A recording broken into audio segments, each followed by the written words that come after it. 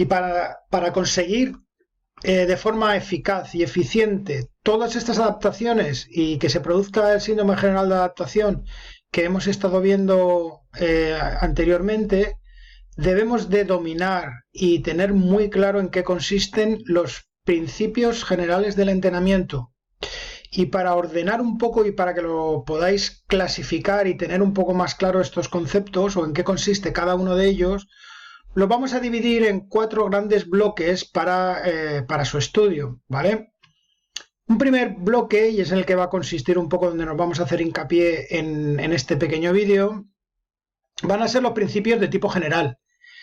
Estos se denominan principio de la unidad funcional, el principio de la multilateralidad, el principio de la transferencia, el principio de la estimulación voluntaria y el principio de la representación mental. En sucesivos vídeos iremos viendo los principios que nos sirven para iniciar la adaptación, como son el principio de la eficacia, el principio del crecimiento paulatino del esfuerzo y el principio de la variedad. Un tercer bloque estará englobado por los principios que nos van a servir para mantener esas adaptaciones. Y aquí nos encontramos el principio de la relación óptima de la carga y la descarga, el principio de la repetición y continuidad y el principio de la periodización de las cargas. Y en un cuarto bloque lo dedicaremos a los principios para dirigir la adaptación. Y aquí nos encontramos el principio de la individualidad, el principio de la especialización, el principio de la alternancia, el principio de la modelación y el principio de la regeneración periódica. Vamos pues con esos principios de tipo general, y el primero que nos encontrábamos, como veíamos antes, es el principio de la unidad funcional, que lo que nos dice es que el organismo funciona como un todo, es decir, que todos los órganos y funciones están interconectados y que la buena o mala el funcionamiento de algunos de ellos puede determinar el resultado final de nuestra planificación. Esa interacción entre todos los sistemas y órganos, pues debemos tenerlo en cuenta, ¿vale? No podemos darle mucha importancia, por ejemplo, al sistema muscular cuando realmente el organismo no tiene unas estructuras de anclaje suficientemente buenas para que esos músculos se anclen a los huesos, ¿vale?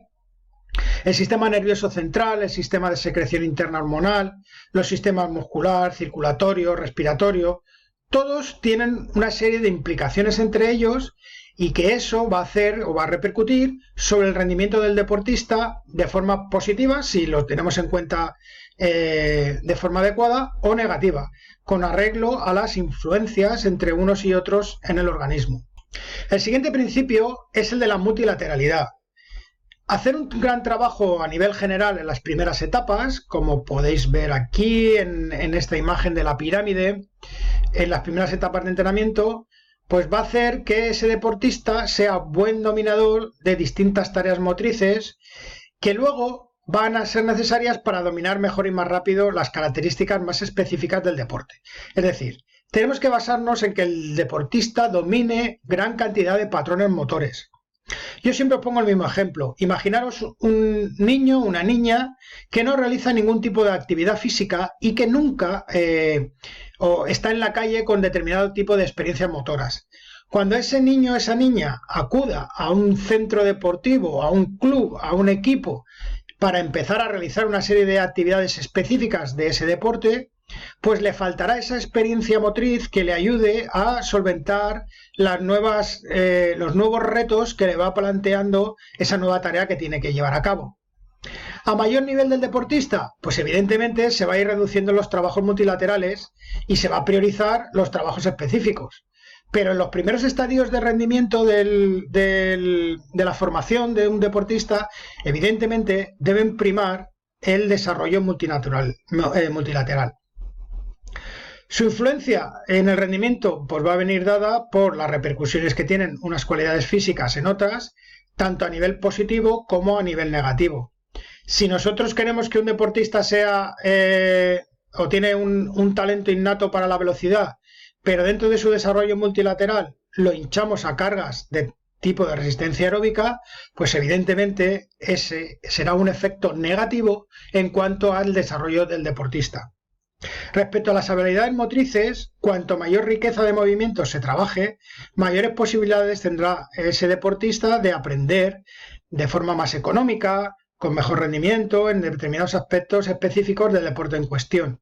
No es lo mismo, si lo hablamos desde el punto de vista del fútbol, no es lo mismo que nos venga un niño que lleva jugando en la calle durante toda su vida, su corta vida, aunque haya adquirido algunos patrones incorrectos, algunos vicios que se llaman, ¿no?, desde el punto de vista futbolístico, pero nos va a ser más fácil corregir esos vicios que un niño que ya llega con 12, 13, 14 años y sus experiencias motoras son muy escasas. Principio de la transferencia, pues nos dice que hay ejercicios que en principio aparentan no tener nada que ver con los ejercicios específicos de la especialidad o con sus características condicionales, que son las que queremos desarrollar, pero que sin embargo van a influir sobre el rendimiento deportivo y van a influir de tres formas. Fundamentalmente. Puede ser positivo, ¿vale? Que realmente nosotros no busquemos ese efecto, pero que mediante ese tipo de trabajo se produzca una transferencia positiva. Puede ser negativa y puede ser neutra. Positivamente, pues se va a producir cuando la transferencia de un ejercicio con respecto al específico produce una mejoría en el rendimiento.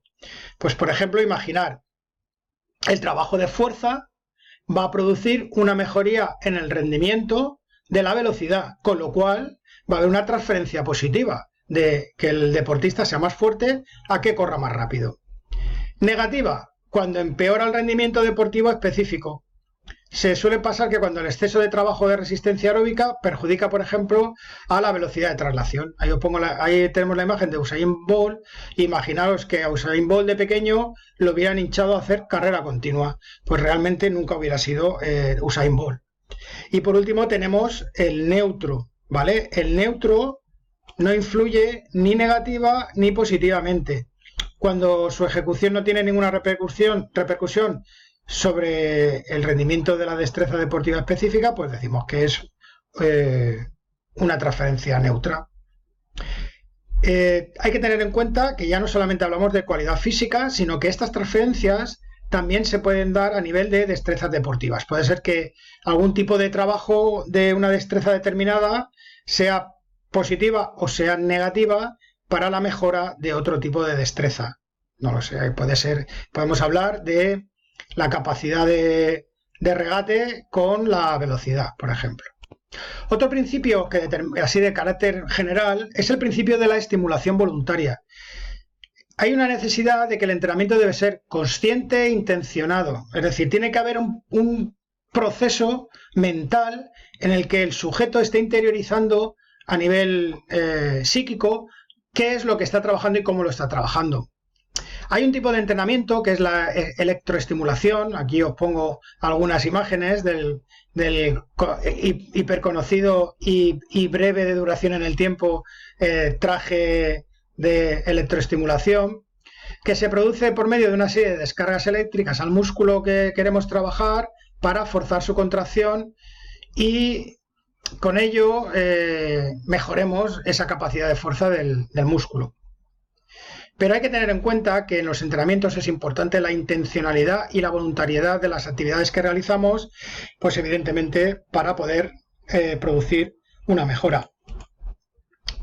Otra cuestión importante es la motivación hacia el esfuerzo, ¿vale? O sea, si nosotros estamos motivados, eso va a producir incluso un mejor rendimiento que cuando uno hace una actividad pues con muchas ganas, porque me la han mandado, ya que esa predisposición, esa disponibilidad favorece el desarrollo de los órganos trabajados. Es lo que llamamos también el aspecto volitivo, la capacidad de sufrimiento, el saber que es importante lo que estoy haciendo para mejorar mi rendimiento. Y un último principio, relacionado con estos de carácter general, sería el principio de la representación mental. Consiste en hacer que presentar al deportista en circunstancias abstractas, es decir, no concretamente en el aspecto relacionado con su competición, para que tome conciencia de la exigencia que va a tener la carga y utilice al máximo su sistema nervioso, ¿vale? Hay que proporcionar pues, la correcta representación de las secuencias del movimiento, por lo que la información de la ejecución va a ser importante y tiene que ser exacta, ¿vale? A la hora, tener en cuenta que aquí estamos hablando fundamentalmente de feedback. Nosotros le estamos dando una serie de informaciones al deportista que van a ser procesadas por su cerebro y van a hacernos caso a lo que nosotros les vamos indicando. De esta manera, el deportista podrá adaptar su sistema nervioso a las sensaciones necesarias para realizar dicha actividad de forma correcta. Por eso es muy importante que un entrenador domine todos los aspectos técnicos relacionados con una actividad, de tal forma que el feedback que le dé al deportista le ayude a organizarse esa representación mental.